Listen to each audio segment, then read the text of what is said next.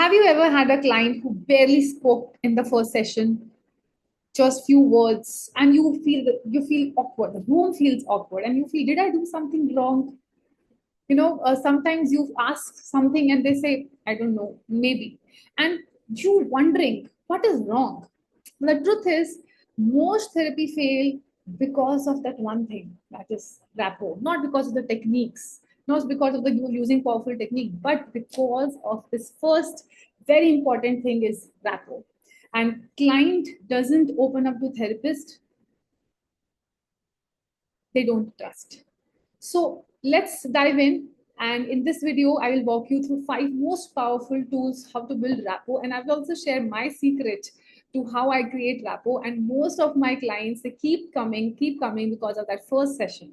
So, hi everyone, I'm Dr. Aanchal Makhija, founder of Therapy Trailblazer Academy, where I help psychology students, budding psychologists to become confident, ethical, and client ready. You know what? The most important skills every therapist must master is rapport building. And research also says that treatment will be too positive. Therapy outcomes will be most positive when the quality therapeutic relationship is built and formed in the first session itself. But how to do that? So let us understand first what rapport is.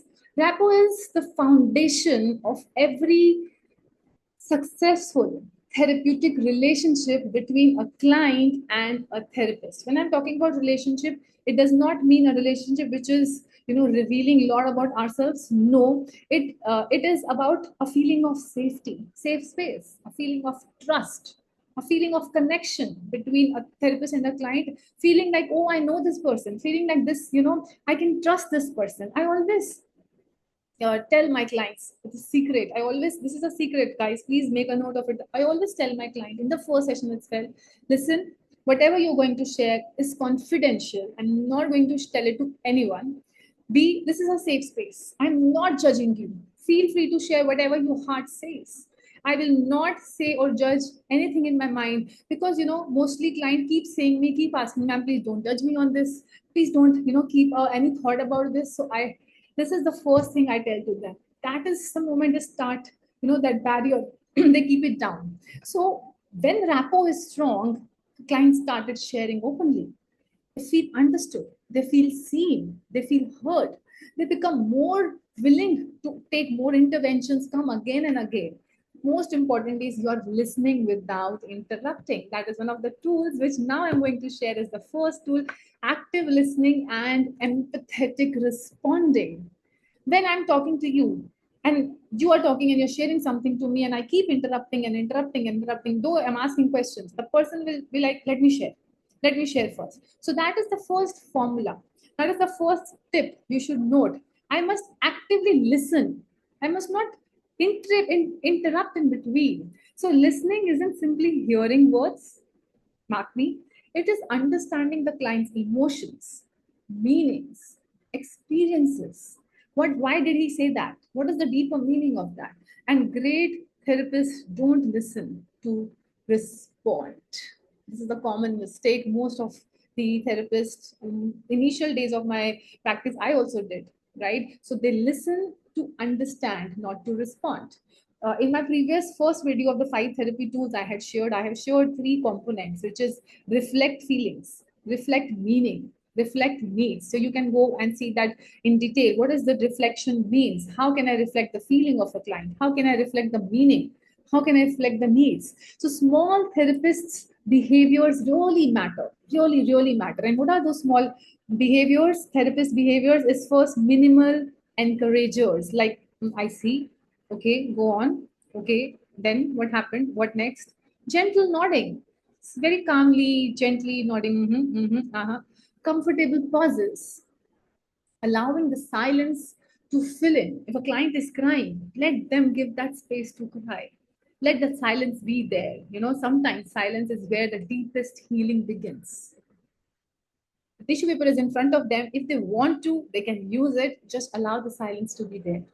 That brings us to the next second tool, which is non-verbal communication, where I am not using my words, where I'm just using my body language, where I'm just gently, paying attention to the client. I am mimicking the posture of a client. If a client is sitting like this, I can sit like this too.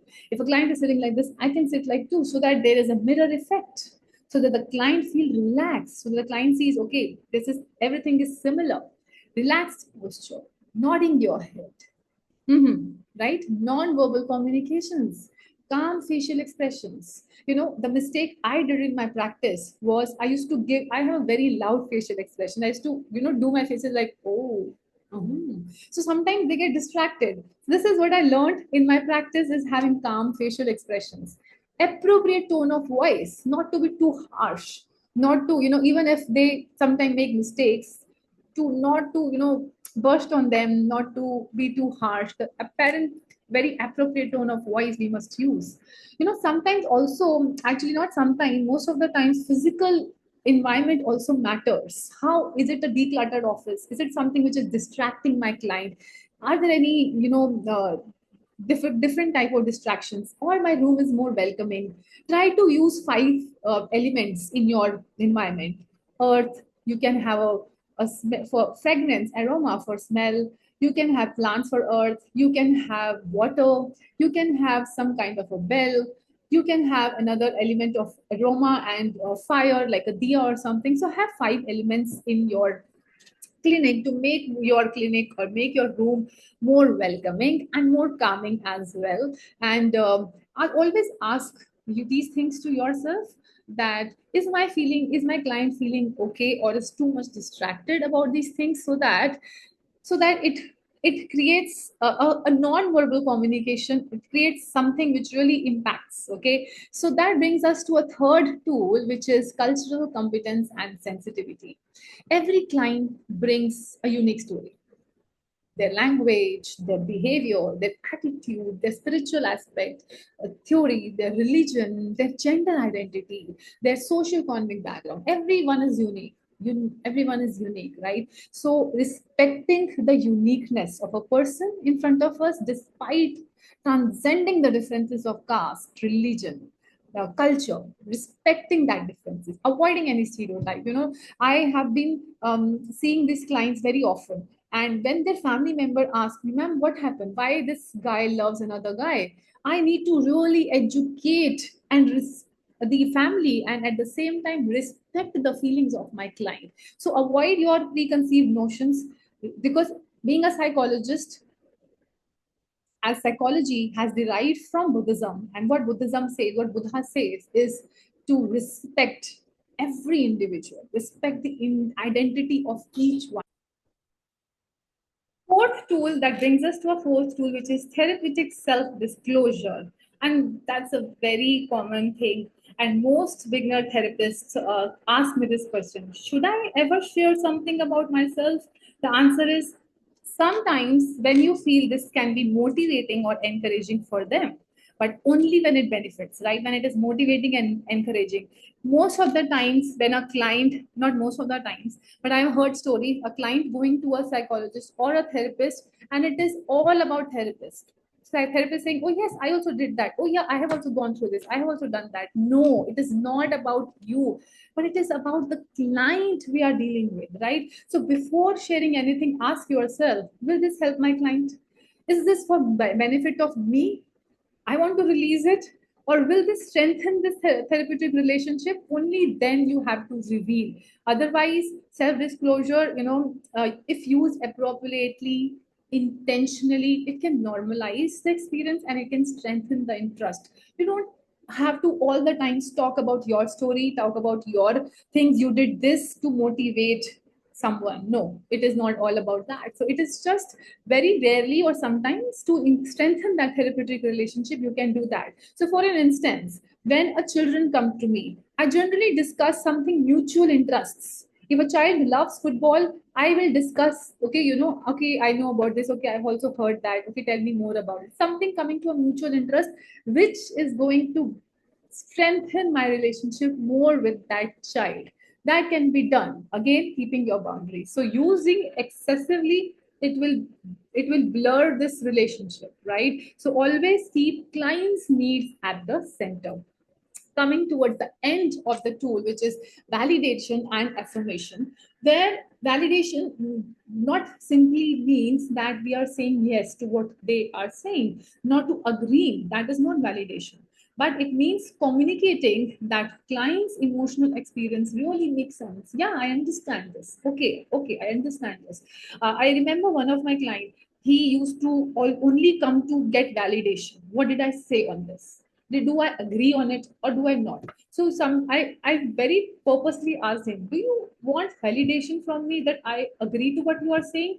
To which that client really wanted to see the answer, wanted to say yes. But then he realized, no, it is not about agreeing to him or her.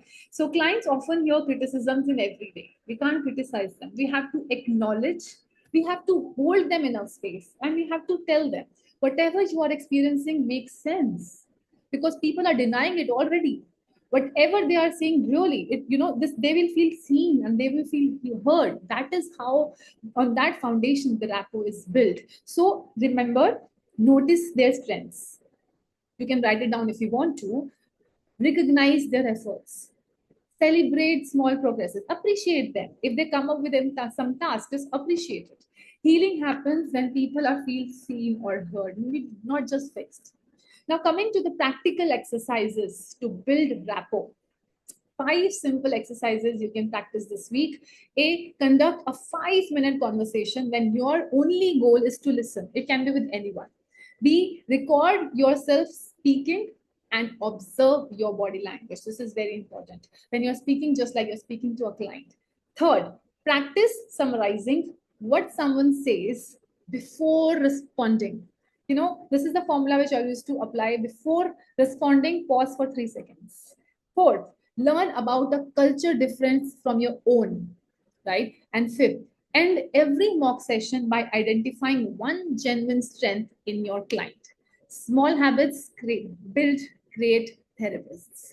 So let's quickly recap to what 5 rapport building tools: A, active listening and empathetic responding; B, non-verbal communication; C, culture sensitivity, cultural competence; fourth, therapeutic self-disclosure; and lastly, validation and affirmations. So remember, therapists may impress clients, but relationships transform them. If you want your client to come again and again to you, build a strong rapport, build a strong therapeutic relationship between them, and they must say that I think this person truly understands me. Right? So if you found this video helpful, comment rapport and tell me which rapport building skill you are going to practice this week. And also, if you want some free CBT worksheet, just go to my CBT video and you will have that CBT worksheet downloadable link there. So subscribe to my channel and see you in the next video.